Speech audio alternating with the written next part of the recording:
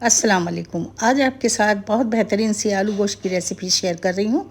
एक पैन में मैंने हाफ़ कप तेल और एक बड़ी प्याज डाल के ज़रा सौते कर ली। साथ ही मैंने खड़े गरम मसाले इसमें शामिल कर दिए और थोड़ा सा प्याज का कलर चेंज होगा तो हम इसमें बड़े का गोश्त कर देंगे। अच्छा, ये गोश्त है बड़े का, मेरे पास है ये तकरीबन 1.5 पाव के करीब ये गोश्त है। इसी में मैंने ये 2 चमचे अदरक लहसुन का पेस्ट डाला और इसको अच्छी तरह से भून लूँगी। साथ ही थोड़ा नमक डाल दिया है और गोश्त को अच्छी तरह तलने के बाद फिर इसमें तमाम मसाले शामिल करूँगी।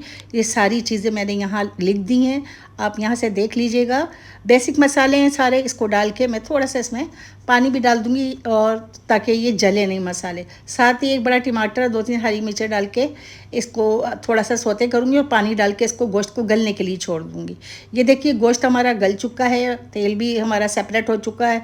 तो अब हमने इसमें आलू काट के डाल दिया। आलू काट के डाल के थोड़ा सा हम 2-3 मिनट के लिए इसको भुनेंगे। फिर इतना पानी डाल देंगे जितना कि हमें शोरबा चाहिए होगा।